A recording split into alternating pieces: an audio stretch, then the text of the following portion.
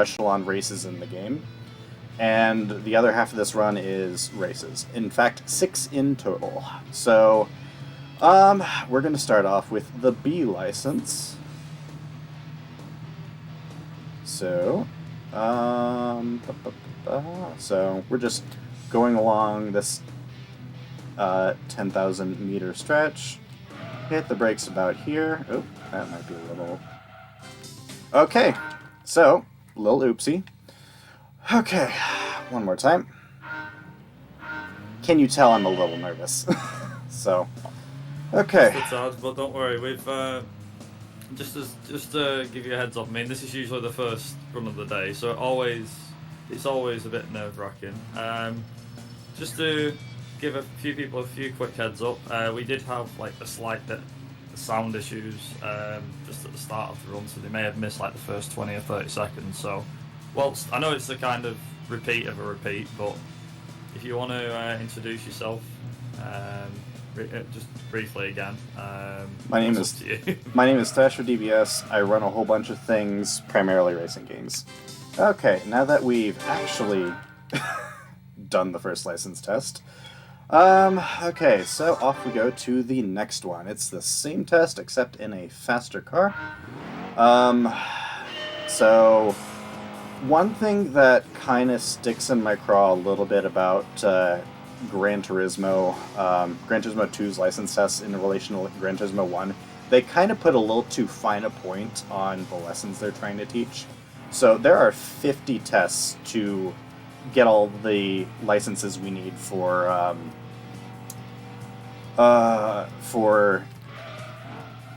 goodness me. I am still very much nervous. Okay.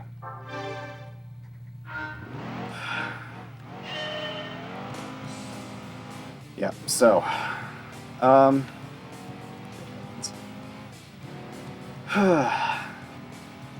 just going to take a moment to just compose myself a sec.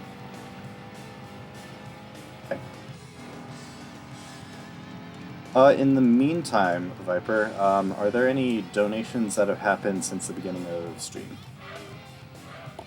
Yes, there is. Just need 2 quick seconds. So we've had a couple of donations come through. So we've had a €3 donation come through from our very own Zola, literally with the message "Big Gaming," and we've also had a €10 donation come through from Bogwar, which says, "Good luck with all the runs, everyone. Hopefully the car puns don't get too exhausted." That is a good one. That's a pretty good one. We got donations to start us off, so that's pretty good. And last but not least, we have a €5 donation, which has come through from Howlin' Mad Mike, that says, "McRaeathon is here, and I'm really glad, but just a reminder, folks, driving-related puns are really bad." I feel like I'm going to hear a lot of those. So do I. Oh, you especially, yeah. Okay. So, now that we're out of the too many starting and stopping tests, here we are on a nice little, cozy little round track test where it's literally just teaching you how, to throttle control through corners. You can kind of cheese this a little bit by just kind of hugging the curb here. Good enough for a silver. And we're about to do the same thing again, except in a little bit more of a high-powered car. Usually if you kind of have in your mind what speed in general you need to or you need to drive with for a proper slip angle, then gold or silver, or at least a passing, is pretty good. So this, we're just going to be cruising at about 115, 117 kilometers an hour. So, in general, I mean, to a viewer, I'm pretty sure a lot of these would just seem kind of tedious. For a lot of casual Gran Turismo fans, like, the license tests are always the most, like, oh, come on, I already know how to drive, get me out there, that kind of thing. But surely we're just going to proceed through all these, hopefully with not much incident, because the first two goodness me. That. I practiced this a handful of hours ago, just barely any incident, some rough patches around International C and International B, but otherwise fairly smoothly. But yeah, so one of the biggest cruxes of this is typically just you're going to have a test that wants you to do one thing, and then you're going to have the test immediately afterwards. That's pretty much do this exact same thing you just did, except in a slightly different car, or this time instead of going left, you're going to be going right. Kind of bores a little bit. But in general, once you get into the groove of things, it's not too bad. Okay, so we're doing that same one again, except this time we're going to be heading off to the right. I feel like Gran Turismo 1 was a lot more succinct in the lessons they were trying to teach. Because usually it was just like, if there were multiples of a test, there was something very distinctive about it, where it was just like, okay, this one, you're in a small, underpowered front-wheel drive hatchback, and now you're in a more higher-powered rear-wheel drive car. But, you know, for this, GT2 all licenses is one of the first categories I've ever played, or, ground down, way back in March and April of 2021. So this is pretty much just half of that and half racing. So a good mix of both worlds in this game, in my opinion. So, little S corner there, and then next test is going to be like that one, except we're going to have a launch speed on that.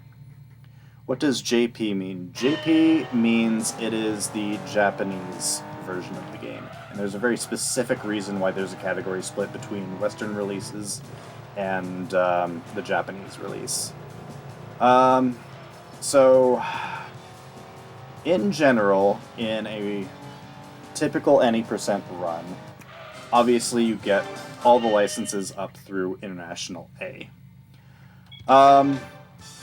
In Japanese version, you still do that, but between that and the Western release, in the Western release, you have to go through all the national events, you have to go through all the regional events, and then you get to go into the GT World Championship, which is what ends the game.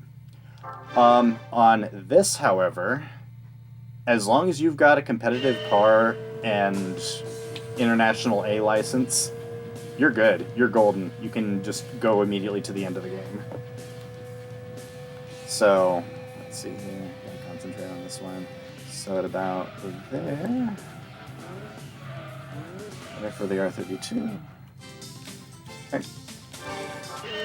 So, like the first 3 tests on B license, except that time we're launching at a very high speed, this is going to be a similar thing, except this one, the stopping area is off to the left.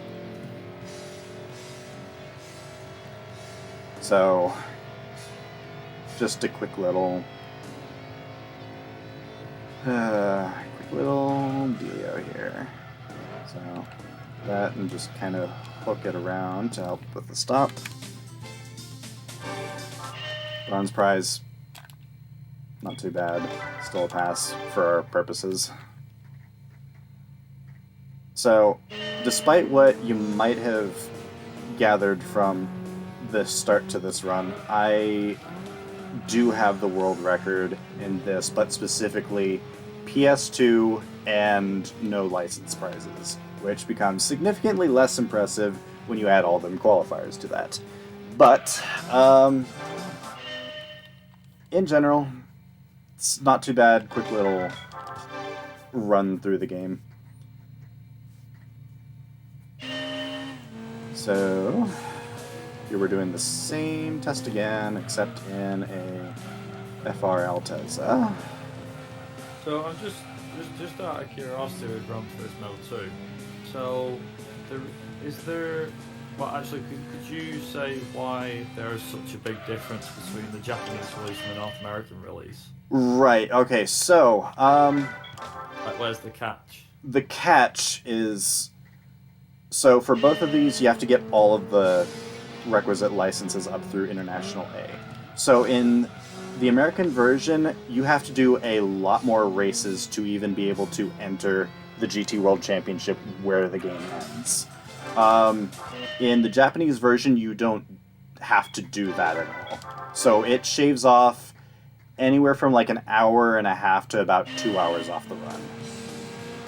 So current world record for PS2 and no license prizes is about a 109, an hour 9.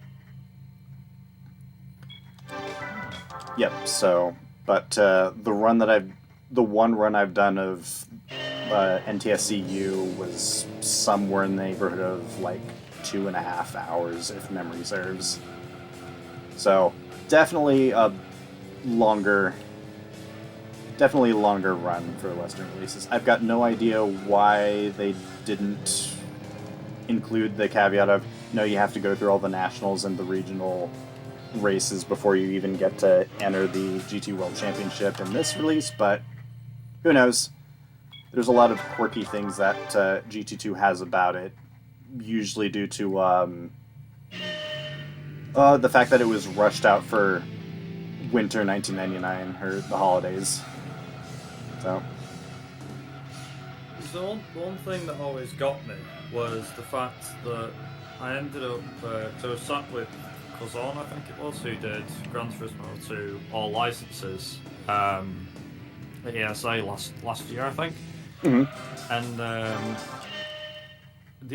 so as far as the as far as I've seen for the Gran Turismo 2 game, is most I've actually seen is probably the license stuff. Mm-hmm. That's the category I start with them. Right. And I remember during that run we mentioned about how, like, one of the things that was an interesting change, but I think it's always been a change with Gran Turismo, is the fact that you've got the you've got the Exxon ESO change usually. Right, yeah. Because obviously region differences, like between Europe and America. But I can't really see if there was one in Japan. But maybe I'm wrong, I don't know. Visually with a lot of the cars, I'm not entirely sure I can really pin down a difference. But a difference that's going to become very apparent when I get into International B and International A are the rally physics. So the first time I ever attempted this category, the rally events were a gigantic wake-up call for me. So in the Western releases, you have a lot of grip for rally. You have just a ton of grip for rally, and for a lot of the gold times on those are practically free. Like, they're just really easy to pin down. When I played the Japanese version for the first time, I found out why that was. There is so little grip that they give on dirt stages in the Japanese version specifically. It was to the point where I forget exactly the number of the tests, but one of the IA tests where you're on Smoky Mountain North with a Ford Escort rally car, I failed that one by timeout. And that usually is one that I gold by the most. So, to put it into perspective how wildly different that feels. And that's going to be a little bit more apparent when I finally get to that point as well. So, could be taking cleaner lines here, but we're just kind of going. As long as we pass, we're happy.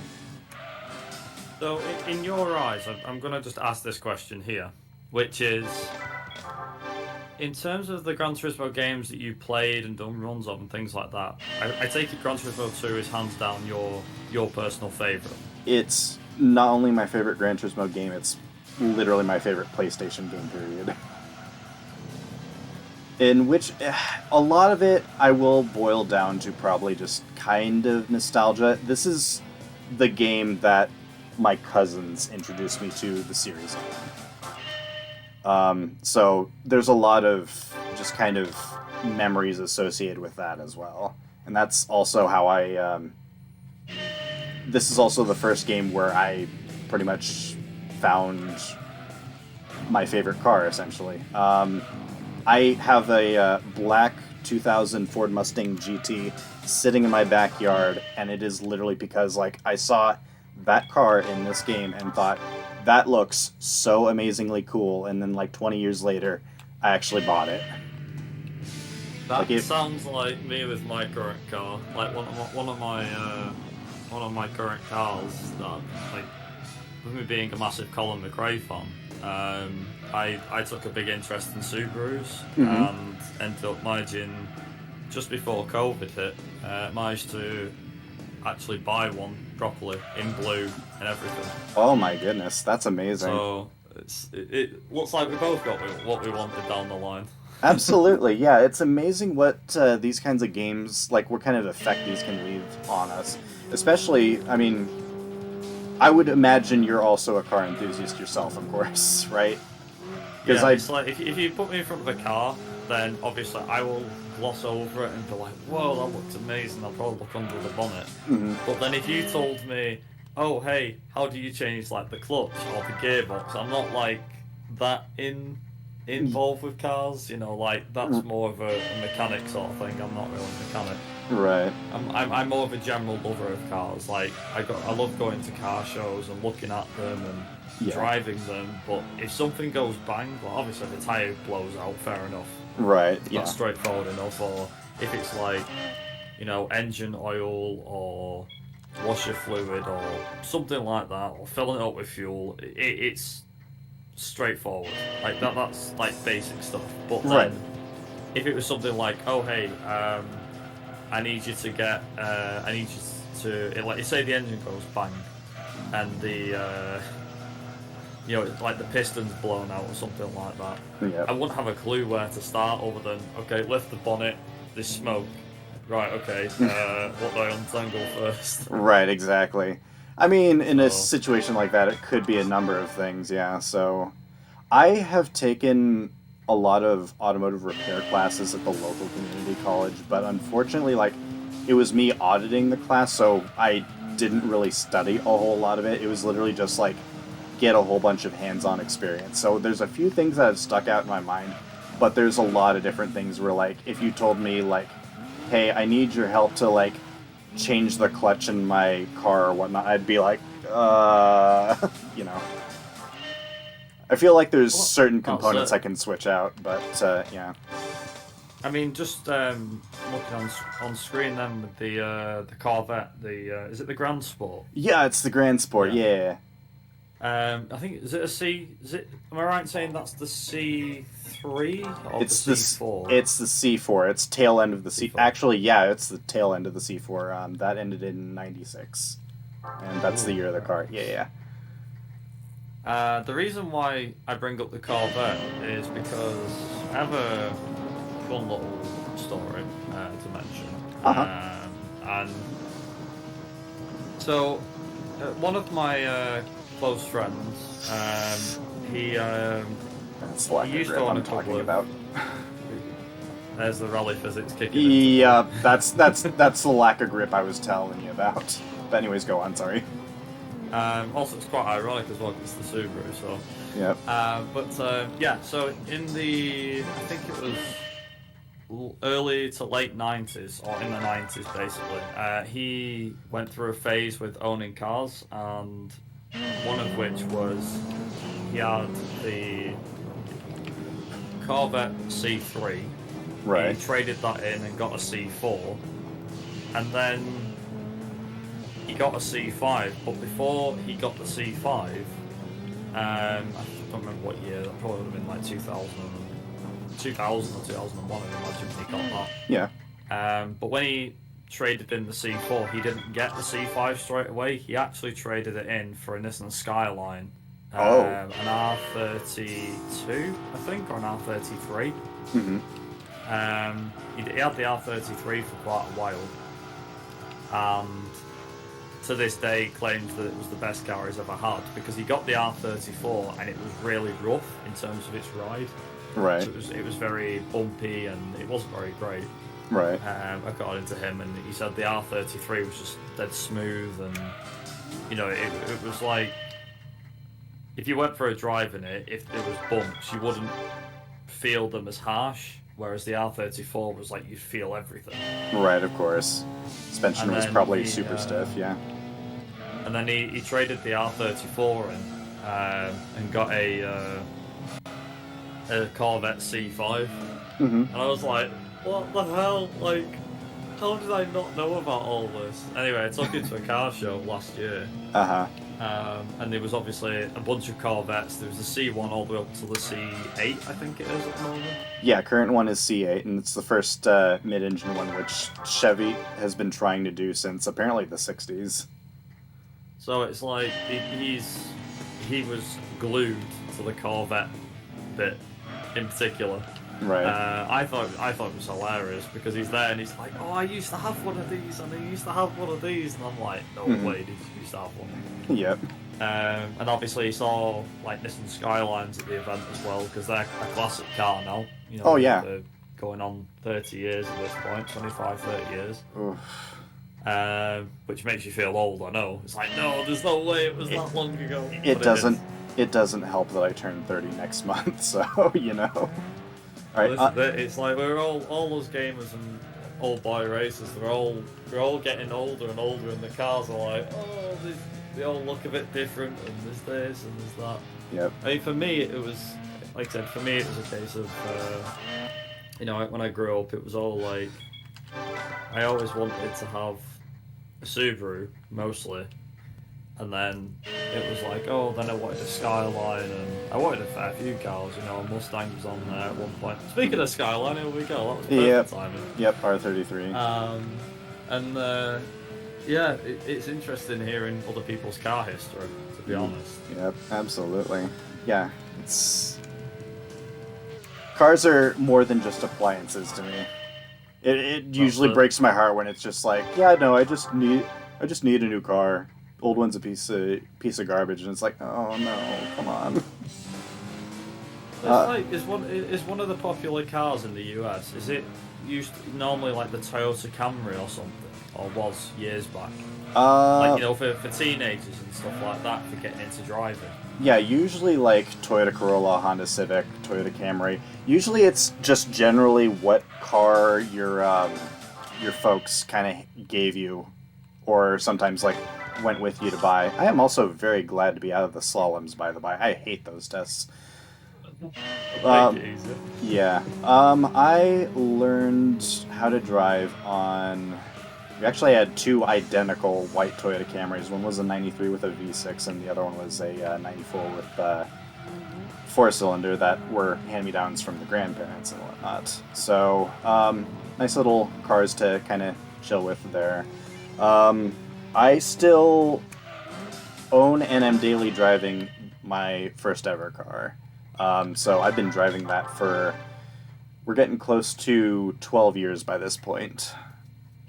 So it's been a very faithful little car. It's a Scion XA. So Toyota, it loves you even if you don't love it back. Oop. Kind of getting a little unglued there. Okay. I think one of the main things that one of the main cars that I had over in the UK, mm-hmm. and I've had two of them because they were just not because they were garbage and that they broke, because they didn't. Mm-hmm.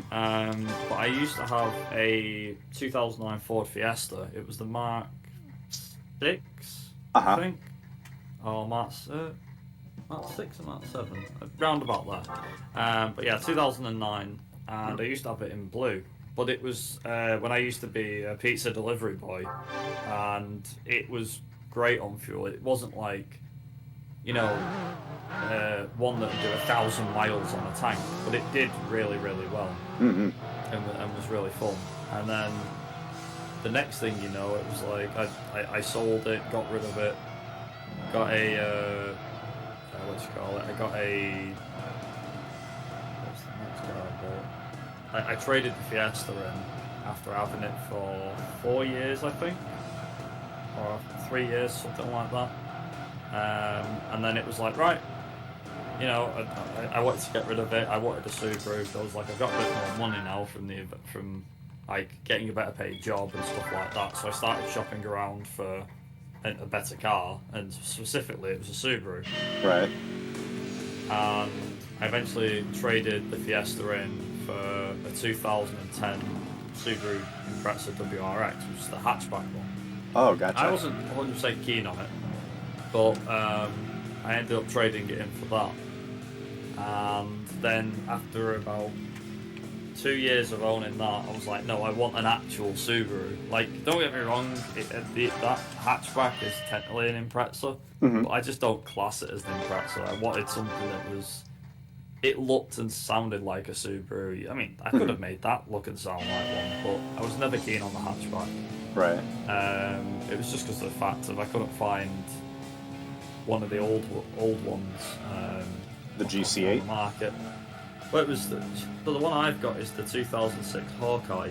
Oh, I love those. Those so look it's sharp. quite a mean-looking one. Absolutely. So I ended up trading it in early 2020, and the following year in 2021, I was like, okay, it's fine and dandy that I use the Subaru as my daily, but I also would like to, you know, to trade in the car, and not to trade the car in, but I wanted to keep I wanted to keep the Subaru, obviously. Right. But I wanted something that would do me well as a daily, because a Subaru is not that great as a daily car. Right. I've definitely heard that. It's especially if you work the thing too. I mean, to be fair, you know, like half the time that your gas goes down or your fuel goes down is because of the fact that you wanted to put your foot down and hear the car go. Right. You know, that was most of the time. That's where the fuel went. Money well spent. Oh yeah, of course. Yeah. Smiles per gallon. That's it. And I ended up... My mum ended up saying to me, she's like, why don't you get a second car? I was like, no, we can't afford one. She's like, well, get one that's cheap. So I ended up going back on the car market. I had a look at cars that was cheap. And I was like, wait a minute, I used to love my little Fiesta. So I bought the Fiesta again, but it was a green one this time instead of a blue one. Right. Not that I was fussed about the colour. I was like, I want a car that's cheap, it can run about, and if it gets smashed up and written off, I'm not that bothered because it's cheap. It's not something like my Subaru where it's with pride and joy and of all the course. rest of it. I would much rather write off the Fiesta than the Subaru. Right.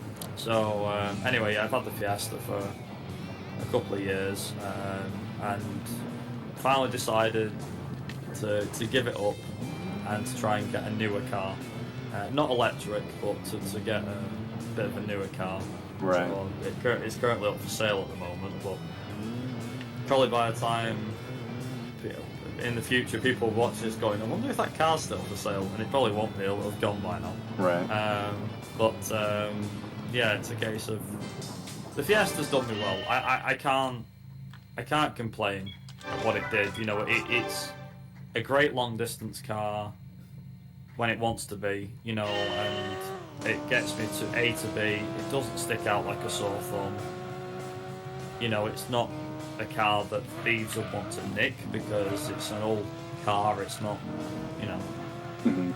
It's not something that people are like, yeah, I'd nick that, you know, that Yeah. sort of thing. Right. So I can happily take it somewhere, and I can happily take it to a what you call it. I can take it to a supermarket and just park it up and not have to think about, oh, what happened if the car smashed into this or whatever.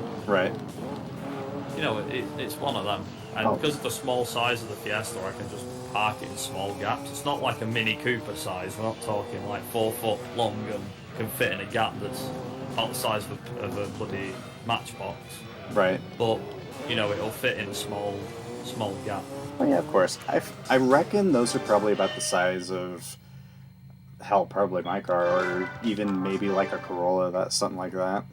Those are nice and manageable, I reckon. Especially, for it for scenarios like you described. Well, that's it. Yeah. It's ideally what you're after with a second car. It's like I don't do project cars.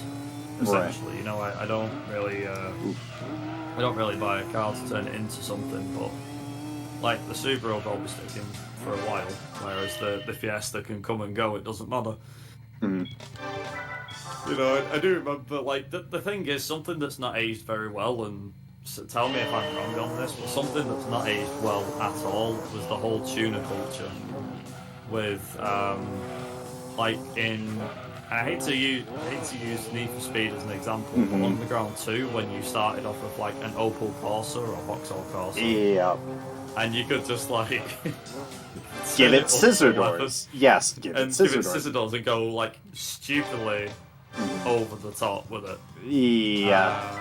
And I'm glad that culture just kind of came and went, to be honest. It's not It, often that, like, in the early 2000s, you would see a lot of Corsas driving about in the UK and things like that. you see, And to be honest, it's not often now. I wouldn't necessarily say that it necessarily went away, but I will say that it toned itself down. Because I've seen like a lot of modifications that actually look pretty tasteful in this day and age. Um, in terms of like project cars and turning a thing into something else, I will admit I do have the dream of turning my Mustang GT into essentially a SVT Cobra R with creature comforts. Nice. Yeah. Very nice. Yeah. Also, they're out of licenses, they're into actual racing. Yep, we're into actual racing. Oh, right. So, why did I pick this race specifically? Well, we are getting that competitive car that I was talking about initially.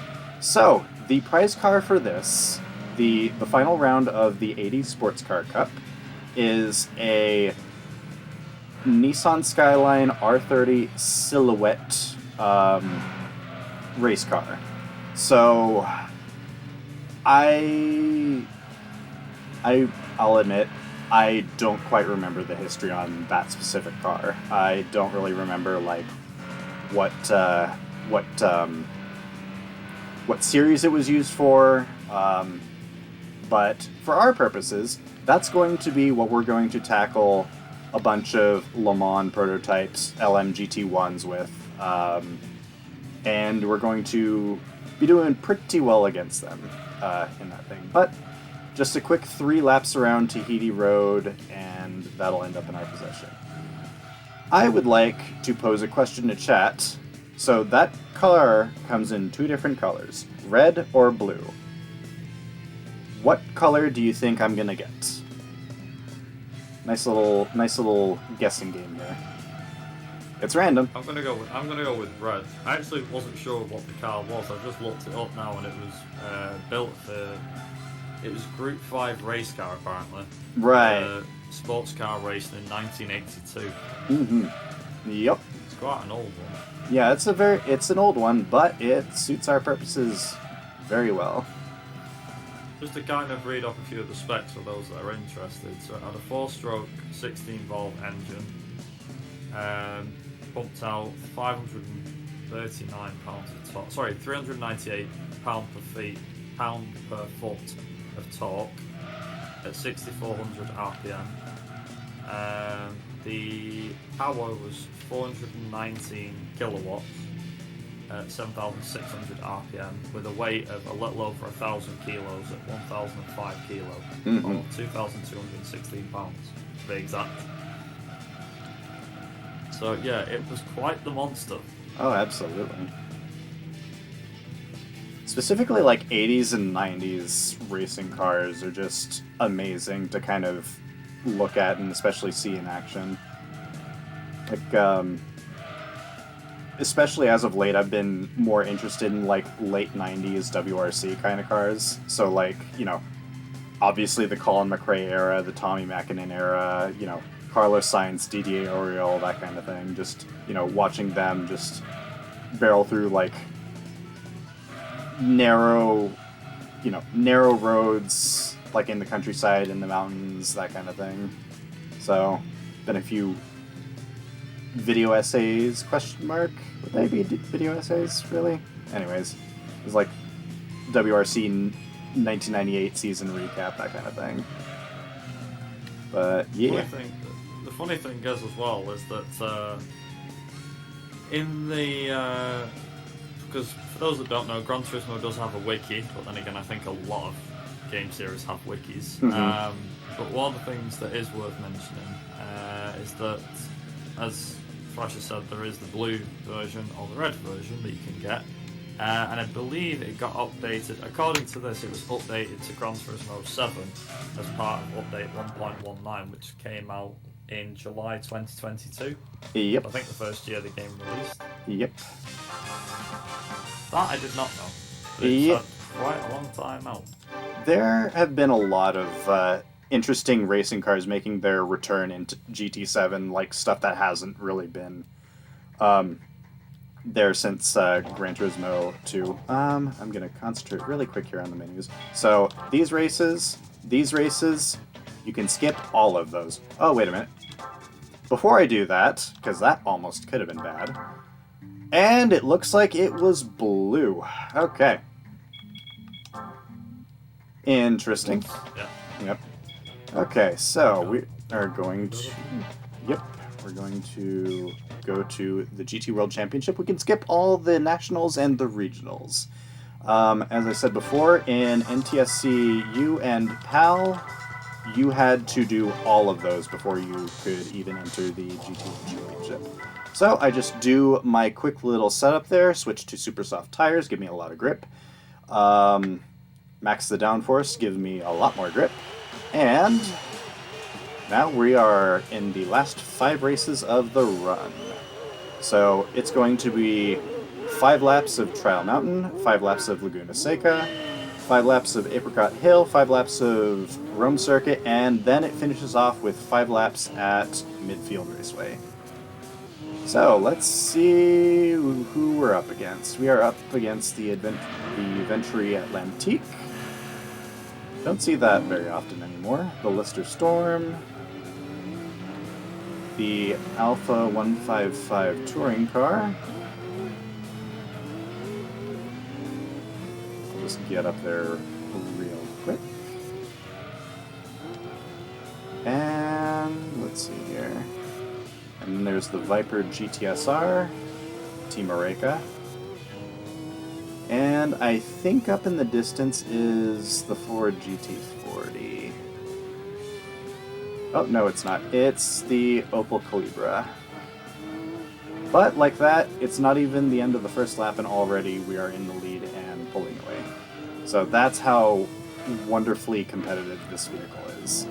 As T. Kanji said in chat, under 591 horsepower and low weight is very overpowered.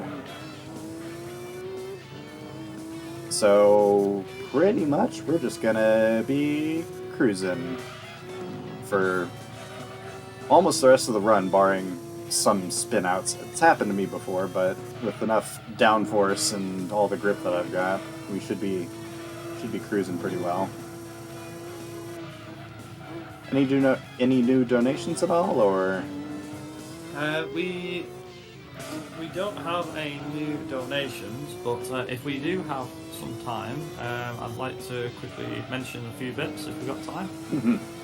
Absolutely. Perfect. Okay, so for those that don't know, just a few things to point out. So for those that are unaware, we are raising money for Mind, which is a nationwide organisation committed to prevent mental health issues and to support everyone who has dealt with mental issues themselves or within their own family. All of your donations will go to Mind. Mind, in every region of the world, mental disorders surpass 10% of the population. Government seems to lack momentum in reducing the burden of mental health problems. There's only 55% have mental health awareness, and only 8% have suicide prevention plans. Organisations like Mind help raise awareness to the issue, helping us get one step closer to a world where everyone gets the help they need. Just to also mention as well, whilst we're on the topic of everything like that, We would like to extend our sincere thanks to BSG for supporting this marathon. Besides providing us with their channel for streaming, they are sharing technical assistance and their donation service with us, which helps with a much smoother running of our event. Be sure to check out their next event, BSG 36, from June 1st/2nd, 2024. Also, to be sure to check out BSG's annual event, BSG Annual 2024, which is running from August 11th to August 17th later this year. And of course, if you want to get updates regarding when our events go live and what it tells about some of your favourite runs, you can find us over at McRaeathon on Twitter. You can also find our YouTube channel, again under the same name, and if you wish to join the Discord, if you do !Discord, there'll be a link there to join and sign up to our event if you wish to do so for the next one. Apart from that though, back to you, Thrasher. Fantastic. Let's see here. So a lot of the races here by this point are kind of on the mindless side of things.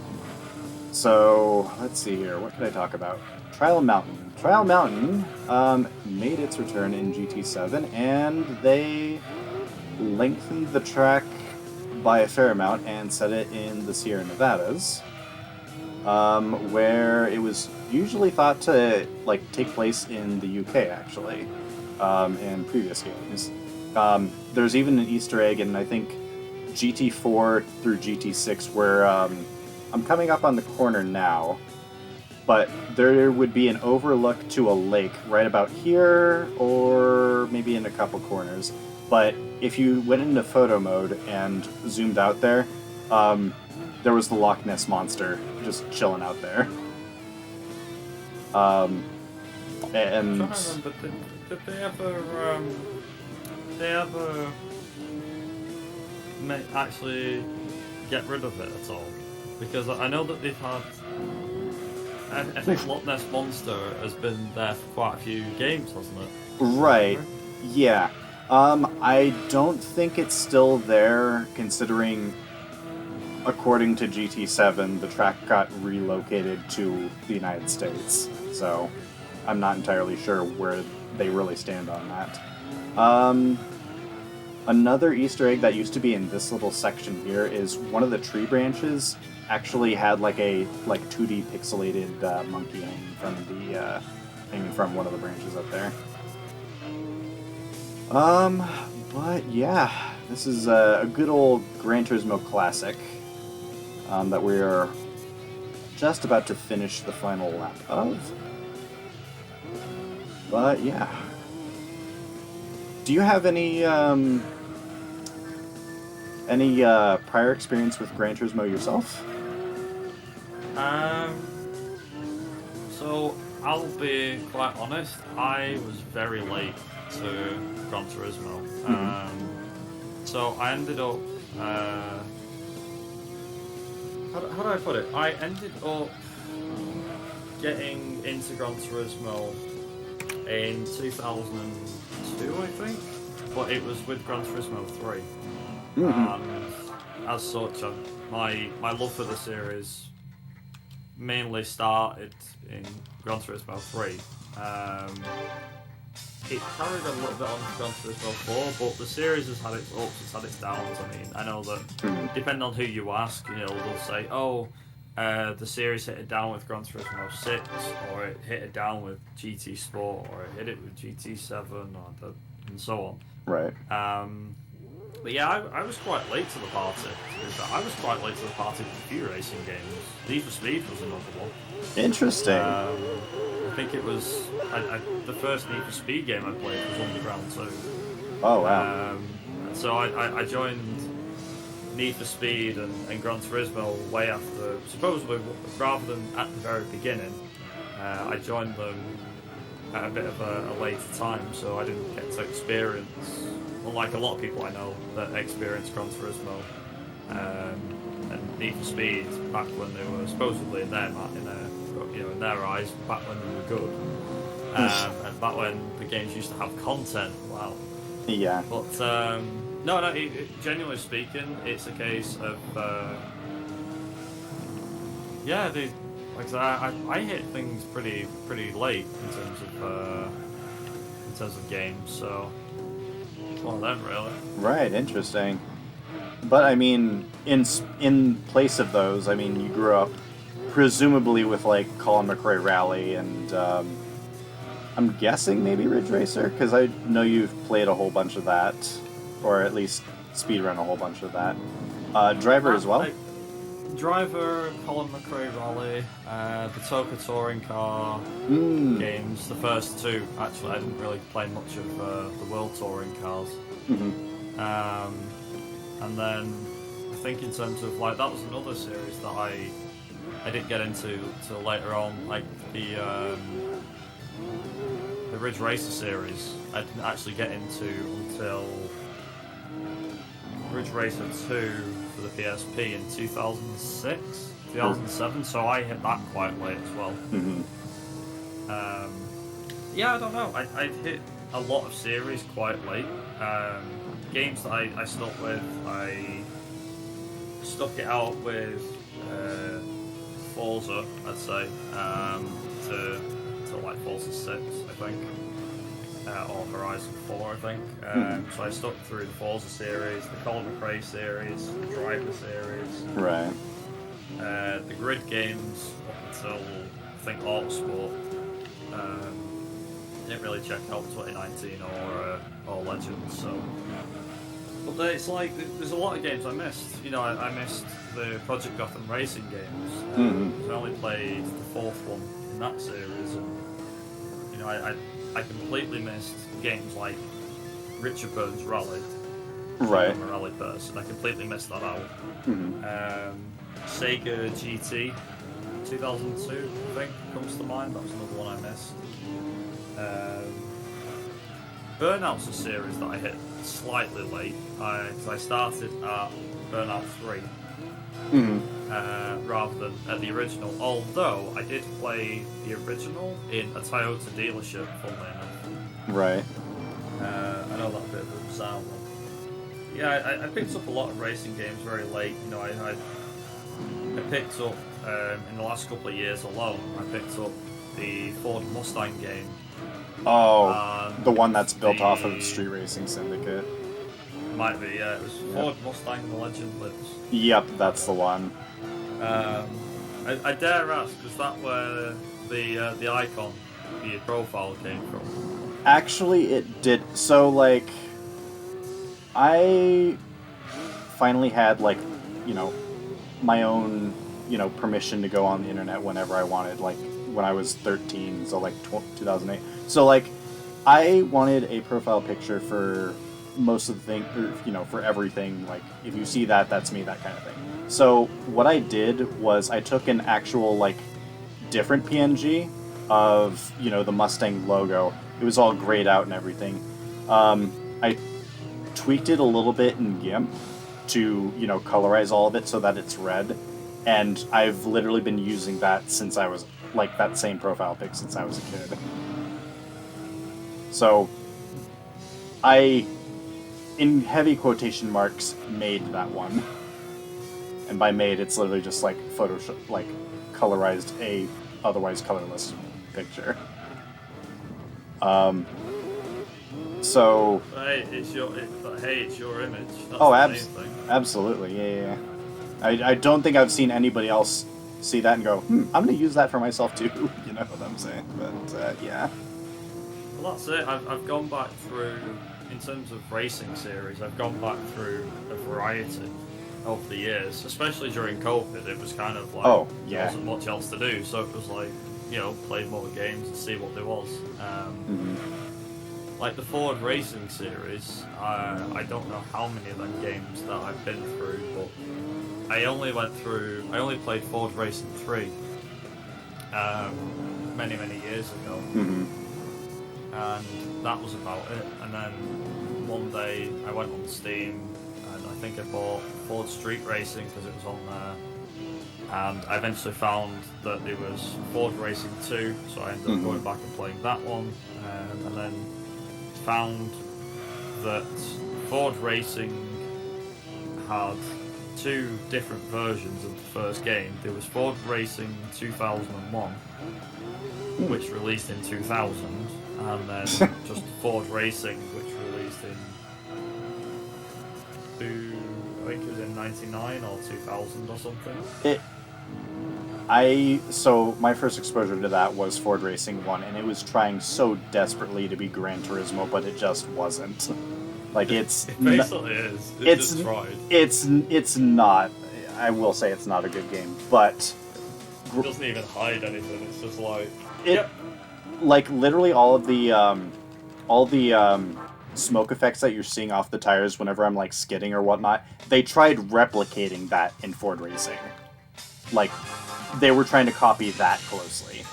But thankfully, like, Ford Racing 2 and then, like, Ford Racing 3, its own separate thing, its own separate identity, and it's a lot better for it. It's actually on my bucket list, my speedrunning bucket list, to speedrun those at some point, but unfortunately that's got to go to the back of the line, you know what I'm saying?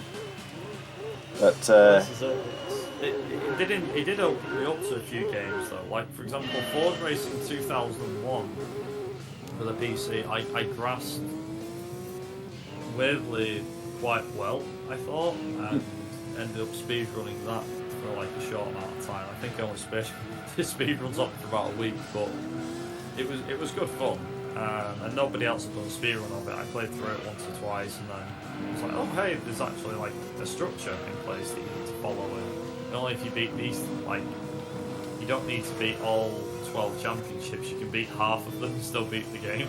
Right.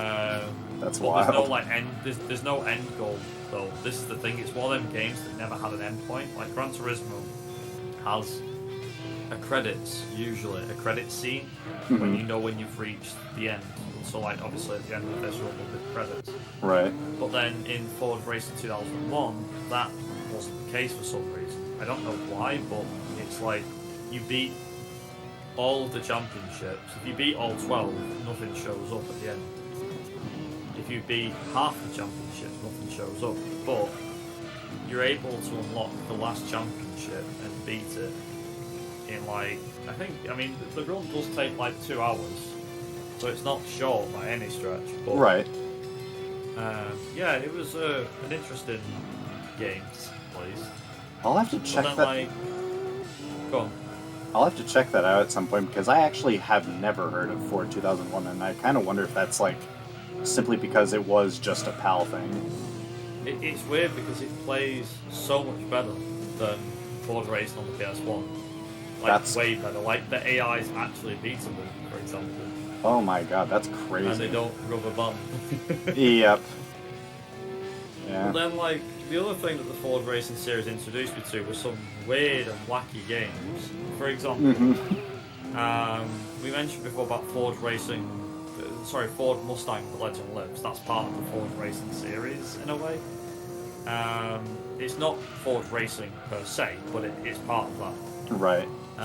Yep. So you've got Ford Racing, so you got Ford Racing 1 and 2001 as the original games. Ford Racing 2 and 3. There was one called Ford Racing Off-Road, which was a collaboration with Land Rover, sorry. So it was Ford versus Land Rover in that game. It's weird. I think it was mainly because, unless I'm getting my timelines mixed up here, I think at the time Ford owned Land Rover. Maybe. Yeah. I don't really know the reason behind it, but if that was the reason, then that makes complete sense to me. But yeah, so that was a wacky game to play. And then the weirdest one of the lot was, it doesn't sound like a strange game, but it feels it. And it was Ford versus Chevy.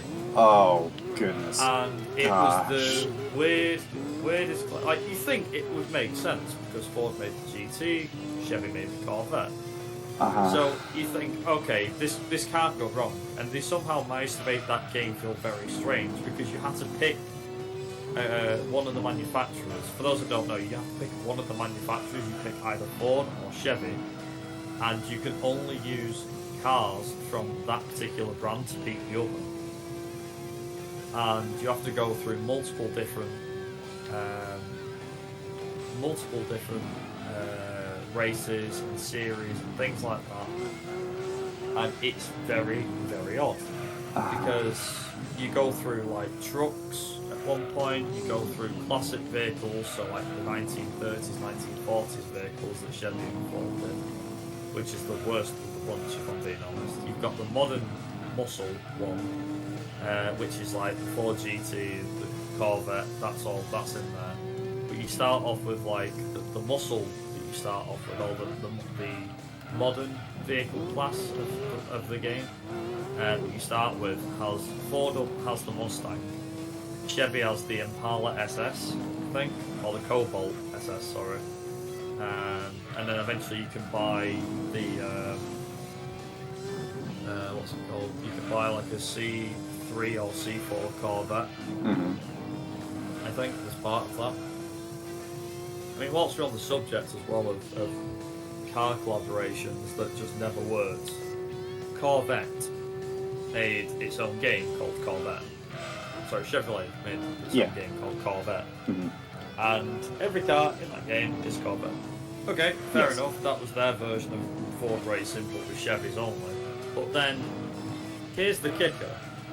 Did you know there was a sequel to that game, and it was called Corvette Evolution GT? And do you know what the worst bit is? What's the worst bit? Corvette is barely in that game whatsoever. It is it's a Gran Turismo style game. Then why call it Corvette in the first place? Exactly my point. The thing is, one version of the game is called Evolution GT, which makes sense. There's no mention of Corvette. Right. But the other one is called Corvette Evolution GT, and I'm like, I'm confused. Why call it Corvette, implying it's the main brand when it's not? It just makes no sense. That is very silly. But there was I'm actually curious to find out how many people here may or may not know about the unfinished Lamborghini game that was made. I heard about that for Xbox. I didn't even grow up with an Xbox growing up, so it's just like, that was out of my realm. But yeah, for those that didn't know, it was a concept that they built and everything like that. That I forget what the company was that built it. You can find footage of it online. A fair few people have done like videos and stuff on it. But basically, in the early 2000s, mid 2000s, they made this Lamborghini game, and the main point of the cars was Lamborghini's only nothing else. And yeah, they never finished it, but yet the beta build or alpha build or whatever the last build was of the game got leaked, I think, or released.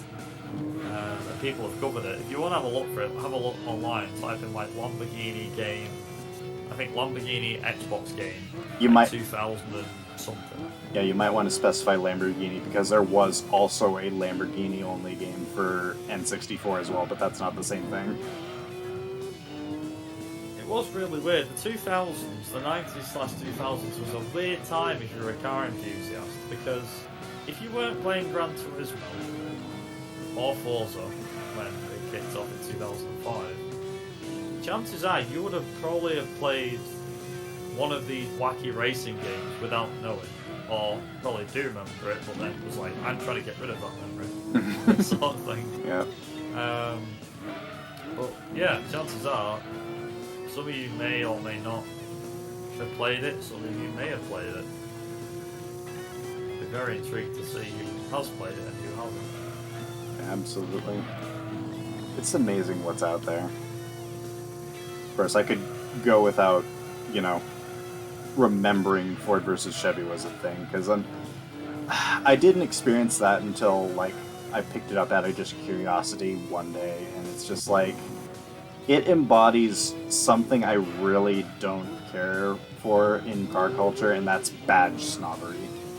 And there's this storyline of the annual cup where it's literally just a whole bunch of Ford and Chevy guys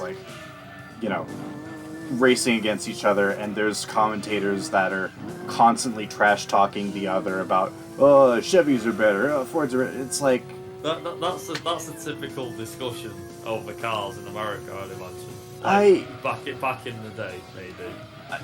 in some circles, there's a lot more of a like respect all builds kind of thing that I've seen that I'm very much a fan of now. But yeah, it's like just people like their cars because they have their own reasons for liking them. You're not gonna just, oh, they're this one's better because it's better, and you know you're dumb because you like this other thing that's not what I like. It's silly. It's really silly. I mean, I mainly have.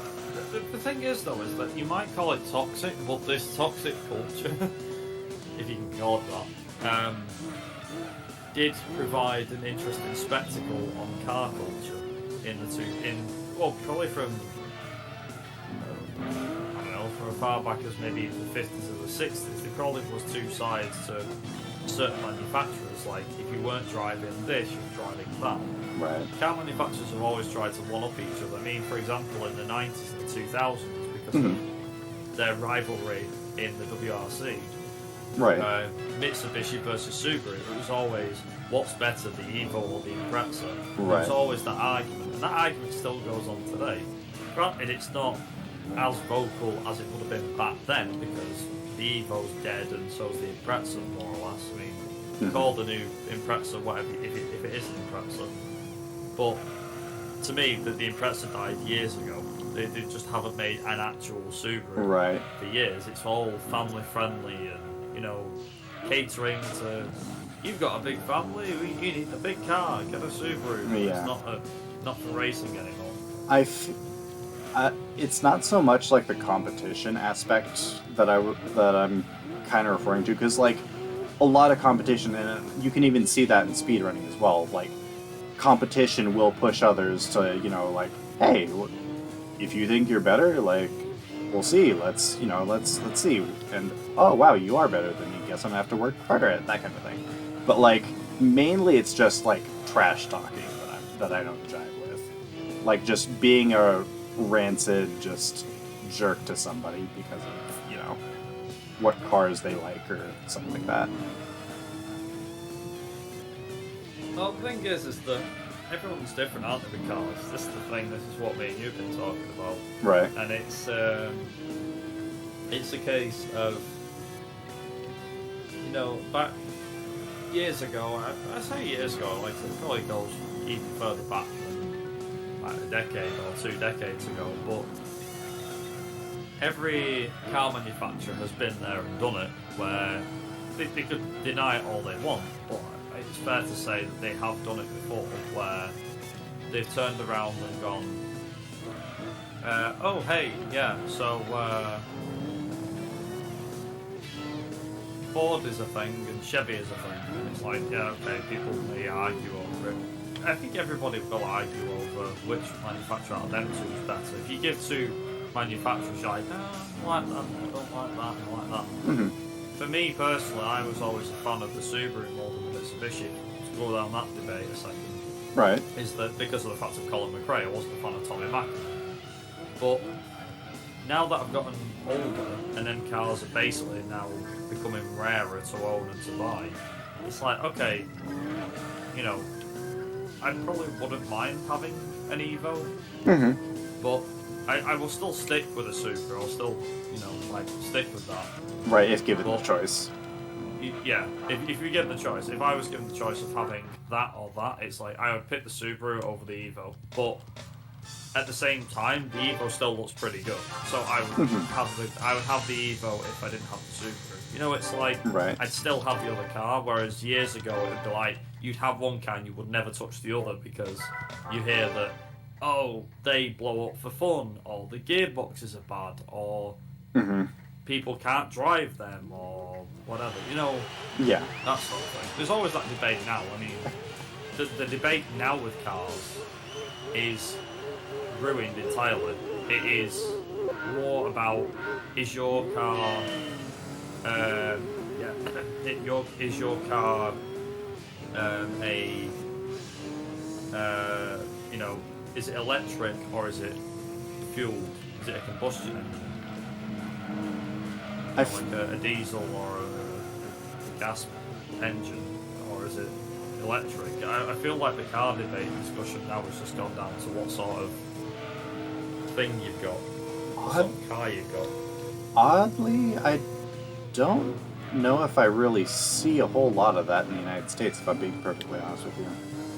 And I feel like that's mainly just because, like, the ones who are more likely to, like, go all in for, like, electric cars are typically the ones who generally see cars as an appliance anyways. A lot of car culture, to me at least in North America, seems like it's still very much like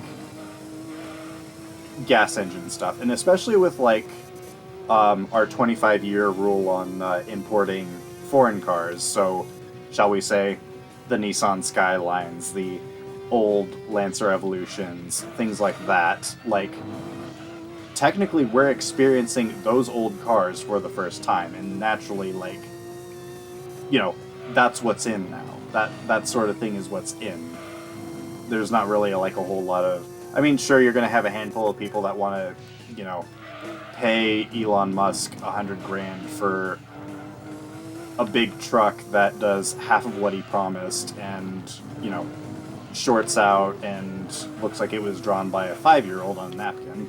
But those are just, you know, trends essentially. And Yeah. most car culture in the United States, for, you know, for the average person, something that's attainable is going to be mostly like under 10 grand or around 10 grand if they want something really nice, that kind of thing. So it is interesting to hear how, you know, different the car culture is in different parts of the world as well, though. It does depend, doesn't it? Yeah. Like you said, it depends from what part of the world you're from as well. Of course. Also, am I right in saying, so, in terms of the, just to go back to Gran Turismo for a quick minute. Oh, right, So there's a video also game been talking, going on. obviously, there's a video game going on. What's also been talking about cars and car games. So, in terms of the, this is the Gran Turismo World Championship now, isn't it? This is like the main part of the. Yes, the this is the final race of the championship. After I cross the finish line on the 5th lap, that's GG. Right. Okie doke. Yep. Good to know. Yep. I just actually was going to ask as well. So, what is your PB for this category? PB is a hour 9:30. I know I'm not going to hit it because those two fails on licenses B1 and B2 are literally too egregious to ignore. So there's still definitely potential if I were to do different run later down the line that I could still PB. Like, there's still room for improvement, obviously. Shoot, if you even see So or even Cousinov's run or even Dutchy's runs on emulator, they're very, very good at this game, and I'm pretty sure do outclass me a lot in execution. But yeah, that's just currently what WER is for my specific set of, shall we say, stipulations on the boards. Well, that's the thing. It's that, you know, there is a variety of, like you said before, you know, regarding people who are upping themselves one at a time. You know, that they're making sure that in terms of what they can do, you know, everyone pushes themselves to the limit, and it works pretty damn well. Yeah, absolutely. When it's friendly competition, just kind of utilized in a very positive way that like encourages both to grow, that's really great.